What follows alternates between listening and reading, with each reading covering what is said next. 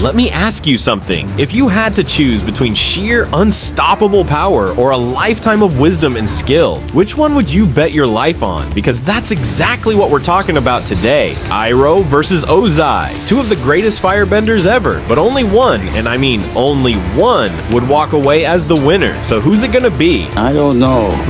Well, let's find out. This is Mind Bursters. If you love epic rankings and intense showdowns, then consider subscribing. It not only helps the channel grow, but ensures you never miss out on the action coming your way. Let's begin with Fire Lord Ozai. You will learn respect. Now, when it comes to fire bending, there's no denying the sheer magnitude of Ozai's power. I mean, this is a guy who could literally rain down fire on an entire battlefield without breaking a sweat. He's intense, aggressive, and wields his flames like a weapon of mass destruction. He embodies that raw, explosive side of firebending, no doubt about it.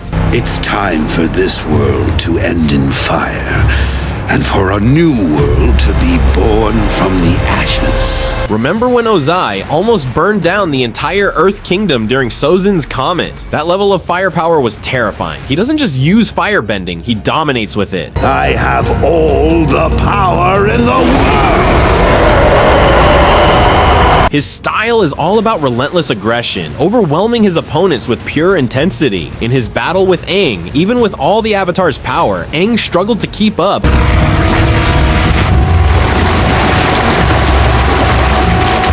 Ozai's attacks were non-stop, and when he started flying around like a fiery comet, he kept Aang on the defensive. It was raw, unstoppable power, plus his ability to generate lightning with hardly any time to charge, even right after a solar eclipse, shows just how dangerous he is. During Sozin's Comet, his lightning was strong enough to harm Aang, even though Aang managed to redirect it.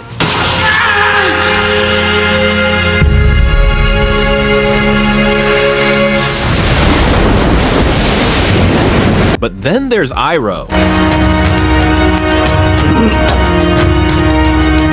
Oh my goodness, he's not just any firebender, he's a grand master. Iroh's fought wars, earned titles like the Dragon of the West, and learned secrets of bending that go beyond just throwing fire around. Iroh was the last outsider to face the Masters.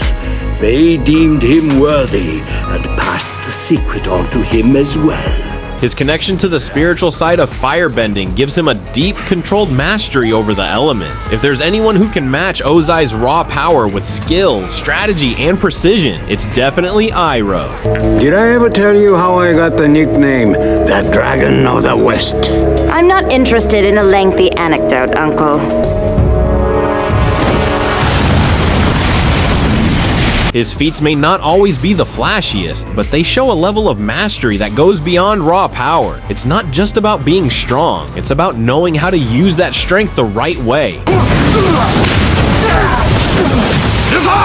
Let's go! Iroh's firebending isn't chaotic, it's precise. Every move has a purpose, and every flame is directed exactly where it needs to go. When it comes to lightning, Iroh is more than capable. Not only does he understand the theory behind it, but he also invented lightning redirection by studying waterbending. He's demonstrated this skill twice, once against natural lightning and once against Azula, whose blast had enough force to blow a hole in a cliff.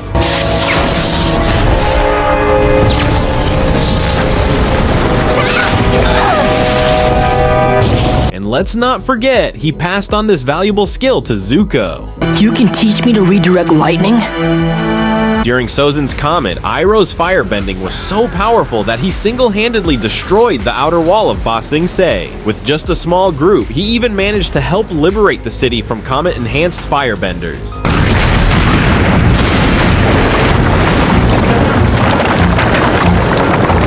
In a quick display of speed and awareness, Iroh intercepted Zhao's fire blast from a significant distance before Zuko could even notice the attack. He then knocked Zhao back with a flick of his hand without even trying too hard. So this is how the great Commander Zhao acts in defeat? Disgraceful. Even in exile, my nephew is more honorable than you. And speaking of speed, Iroh once took down 5 Fire Nation soldiers in just 3 seconds. At the Northern Water Tribe, he rapidly fired large fire blasts to take out several soldiers, scaring Zhao away in the process. This moment is also a great example of Iroh's impressive speed.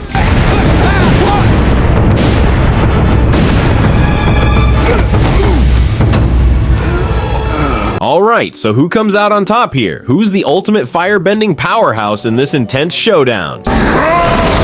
Let's break it down by looking at a few key things: their speed, skills, and strategy. First up, speed. There's no denying that Ozai has a clear edge over Iroh in this department, and it's not just a small difference. Ozai's firebending is all about quick, aggressive bursts that overwhelm his opponents before they even know what's happening. He moves like a blazing inferno, with rapid strikes and a relentless pace that's hard to keep up with. During Sozin's Comet, he was practically a blur, bombarding Aang with high-speed attacks. When you face Ozai, there's barely any time to react because he keeps the pressure on with his speed and force. Now, Iroh takes a completely different approach. He's fast, sure, but his speed is more controlled and deliberate. He doesn't rush in, he waits for the right moment to strike. Iroh's firebending style is balanced, focusing on powerful, measured attacks rather than just speed. While this works well against less experienced enemies, it doesn't quite stack up to Ozai's rapid-fire style. Iroh adapts and responds, while Ozai puts his opponents on the defensive right away. In terms of pure speed, Ozai takes the win. His lightning-fast strikes and intense tempo would keep Iroh on the defensive, forcing him to defend more often than he'd get to attack.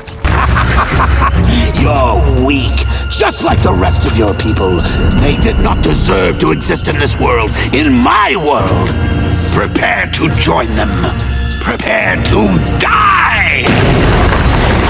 Next up are their skills, and this is where Iroh truly separates himself. Sure, Ozai is powerful, but his approach is pretty straightforward. He's all about raw firepower to get the job done. Iroh may be older and not as fast, but his understanding of firebending is on a level Ozai could never reach, and I mean it. He's mastered advanced techniques like lightning redirection and understands the deeper philosophy behind bending. Plus, he trained with the original firebenders, the dragons, learning to channel his energy in ways that Ozai hasn't. Not only that, Iroh is also highly skilled in close quarters combat, more so than Ozai. We see this in his fights with the rough rhinos during his battle with Azula when she almost blew Zuko's face off with lightning against Earth Kingdom soldiers, and even in his jailbreak. This gives Iroh a versatility that lets him handle any situation, while Ozai's aggressive style can become predictable. It's like comparing a hammer to a sharpened blade. Iroh's skill makes his power truly off the charts. Where's my uncle? He's gone. He busted himself out.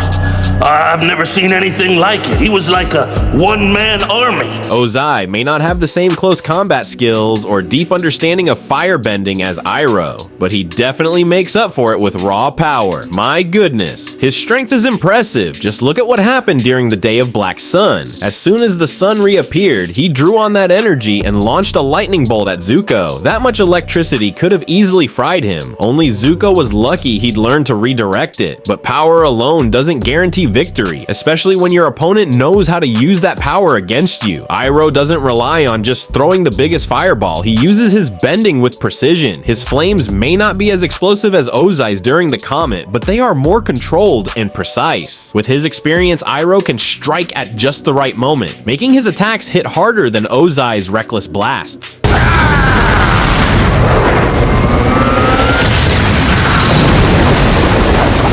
Finally, let's talk battle strategy. Whatever you do to that spirit, I'll unleash on you tenfold.